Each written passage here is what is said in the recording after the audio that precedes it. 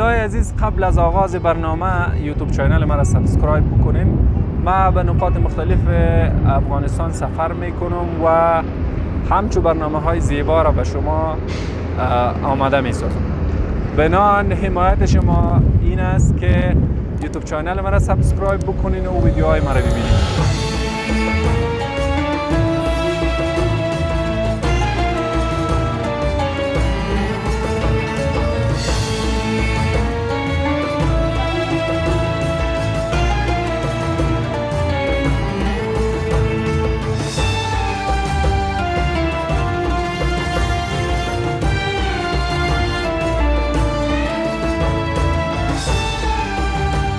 مسجد سلیمان بابا در بزرگراه کابل پکتیا دقیقاً در کوتل تیرا موقعیت دارد.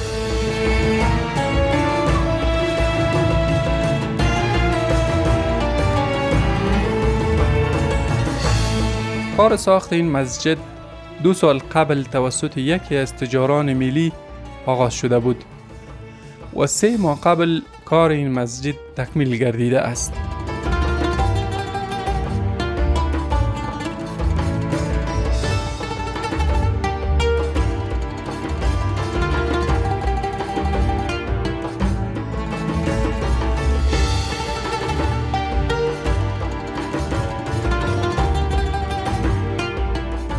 این مسجد در 3 جریب زمین آباد شده و در پهلوی این مسجد تلپمپ و یک رستوران نیز ساخته می شود.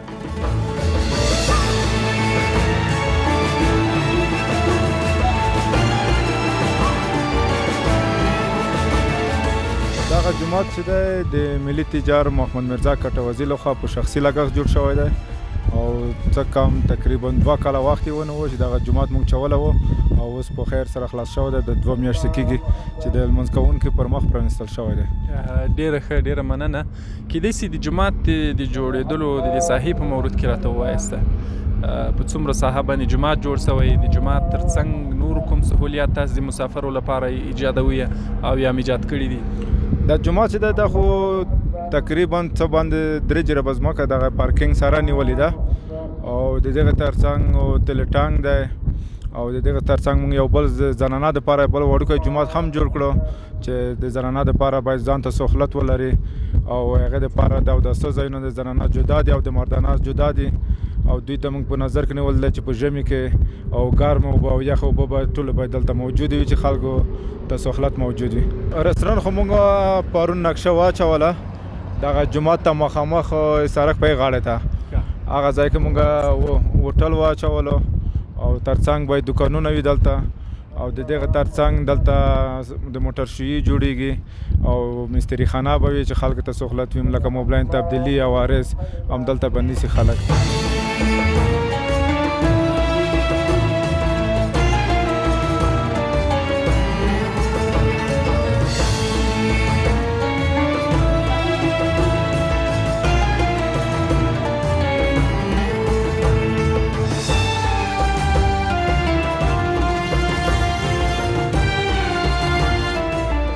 دا د جومات داخل ده.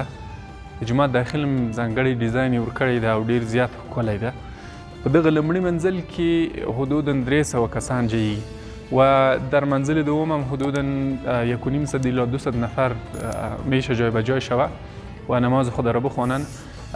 البته بلندی مسجد وقت شما اینجا داخل بیاین براتون معلوم میشه که خیلی بلند است. هیچ نباشه حدوداً 15 متر الی 18 متر بلندی مسجد است و خود قبه مسجد که است په منځ کې هیڅ معنی نشته او حدوداً داخل ته راسي ډېره ځانګړې فضا ده. په دغه قسمت کې د منبر او د الله نوم لیکلی ده چې ځانګړې ښکلا یې ورته بښلې ده. ډیزاین ماشاءالله په ډېر ښکله سویه باندې ډیزاین سوی دی جومات. د خپل داخلي د افغاني انجینر لخوا د ډیزاین سوی دی، د پروژه تکمیل سوی ده. دغه جومات خو افغاني انجینر نقشه اچولې ده او تطبیق یې ما په خپله کړی دی. د ډیزاین چې دی هغه موږ یو ملګری دی او مرتضی کریمي نومیږي، هغې اچولی دی. ډېره ښه. کیدای شي د جومات خپله د جومات محوطه سې پې جوړه سوې دي په مورد کې وایي څومره طول و عرض لري، جګوالی یې څومره دی د قبې؟ او جومات چې دی داخل شل په شلو کې دی او دا په 2 پوړو کې جوړ شوی دی او تقریبا 14 متره ټول جګوالی لري د ګمبات سره او ما تخمین صحیح و 4 منارې لري 4 مناره یا 23 متره لوړوالی لري. په هم زمان یو وخت کې څومره کسان جایولی سي؟ او دغه چې دی تقریبا 600 نفره په یو وخت کې لمونځ کوونکي کولی شي. 400 نفره په لاندې منزل کې او 200 نفره په پاس دویم منزل کې ظرفیت د دې لري چې 600 لمونځ کوونکي په یو وخت لمونځ وکړي.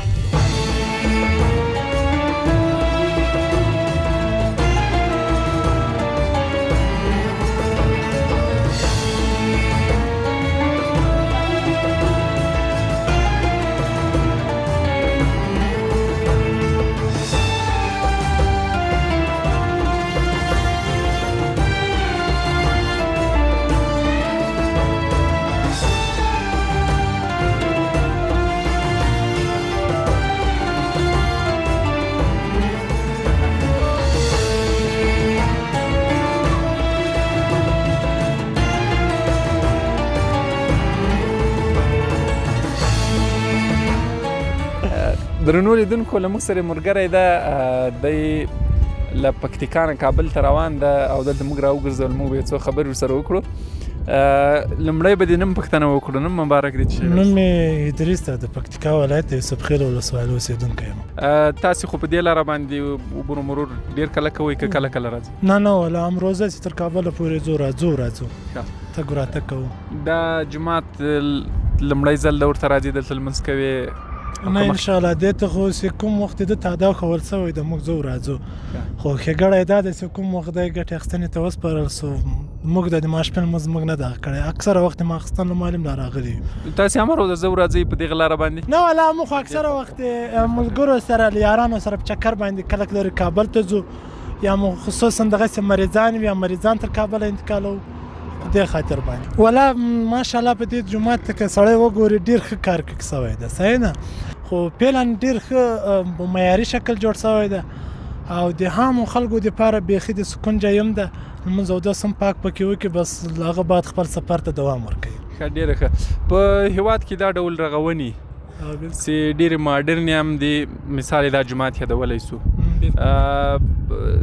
پیغام هغه کسانو ته چې هغوی د رغونې په برخه کې کار کوي څه ده؟ آیا په افغانستان کې سرمایه ګذاري کول پکار دي که نه؟ د پانګونې په باب که سړی وغږېږي پانګونه باید هر هغه چا ته پکار ده چې یو څه تجارتي یا لږ په وس کې ښه وي. د دې دپاره اوس دې ته ګوره د تجاره به یا لږ خرڅه سوي یا به زیاته سوي خو عامو خلکو ته یې بیخي ډېر فایدې دي.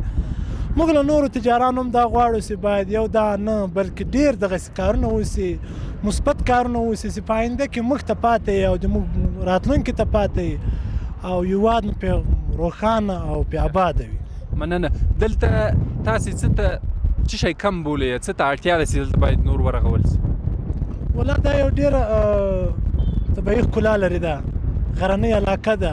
موږ یې یو کم پارک دی وي ورسره د ځوانانو د ناستې ځای دی وي ورسره ځکه چې اوس له پکتیا نه چې راوځي بیا به اوس هغه ته لوګر ته ځان رسوي رستورانت دې فعاله سي دغسې د ځوانانو دپاره هغه څه چې د ځوانانو اړتیا ورته وي هغه دې فعاله سي.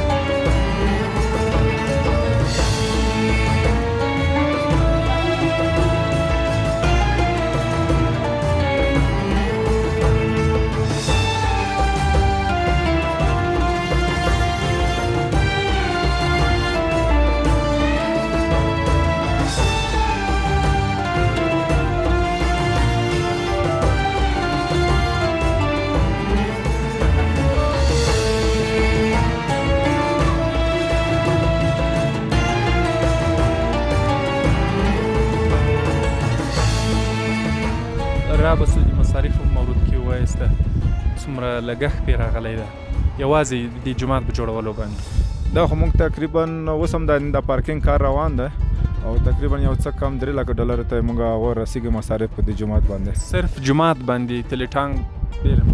نه صرف جومات او دغه تشنابونه د حمامونه دغه خلک چې جومات سره مربوط دي تلې ټانګ خو جدا موضوع ده. کېدای شي په دې مورد کې راته ووایاست چې د جومات په رغولو کې تاسو څومره کسانو ته کاري موقع برابر کړې وله له هغه پرته اوس چې کله جومات ورغول سولو د دې لپاره او د دې ترڅنګ په تلټان کې څومره کسانو ته کار زمینه داسې برابره کړې او جومات کې خو موږ په هغه وخت کې چې کارونه کول تقریبا 15 نفره موږ سره کار کولو او اوس هم موږ جومات ته ملا امام نیولی دی چې هغې ته مو شخصي له جیبه معاش ورکوو او ترڅنګ مو یو خدمتګار ورته نیولی دی چې هره ورځ د دغه جومات صفایي وکړي او د اوداسه ځایونه پاک پرېمینځي او تشنابو کې کاغذ تشناب کېږدي پاک سوتره وي او د همدغسې تلټان کې موږ تقریبا اوس 6 نفره منشیان لرو چې 4 نفره د ورځې په شیب کې دي او 2 نفره یې د شپې په شیب کې دي ځکه دغه عمومي لین د 4 ساعته باید تلټان خلاص وي خلکو ته چې راځي باید دوی ته مزاحمت د دې جوړ نشي چې څوک ورته ووایي چې تلټانک بند دی دا ډېر غټ کار دی چې تقریبا لسو کسانو ته په داسې یو ساحه کې لارې په سر کاري موقع برابره سي دې ترڅنګ دا رستورانت ستاسې په لاره باندې اچولی دلته به څومره کسان کار کوي اوس خو چې موږ کوم کار شروع کړی دی تقریبا 21 نفره موږ لرو چې په هغې کې سیمتوان دي کلبکاران دي او د تیږه چې لګوي خشکاران دغه کسان اوس لګیا دي خو وروسته نور بیا زیاتېږي چې هغې سره ترڅنګ پلسترکاران راځي او پلیسکاران راځي چې هغه بیا پلیزي پاس کار کوي یا انچادر دا شایم تقریبا 40-45 نفرو ته بیا هغه هم رسېږي ډېره مننه عاطف صاحب کېدای شي د خپلو نورو پروژو په اړه باندې مو ووایاست چېرته مو راتلونکي پلان لرئ یا مخکې تطبیق کړي وي سي ډېر داسې ښه ډیزاینونه ولري لکه دا جومات ډېر ځانګړې ښکلا لري ډېره ښه نقشه یې جوړه شوې ده مونږ مشر چې دی حاجي صاحب محمد مرزا کټوازي او تقریبا مونږ 15 جوماتونه جوړ کړي دي 14 جوماتونه مونږ رسېدلي دي چې په مختلفو ولایتو کې دي په مختلفو لارو کې دي او 15 جومات چې دی دا تقریبا میاشت کېږي مخکې مو په پکتیکا خوشامند ولسوالۍ کې واچولو او چې هغې ترڅنګ یو جومات دی یو د جنکیو مدرسه ده او یو د جنکیو دپاره مکتب ده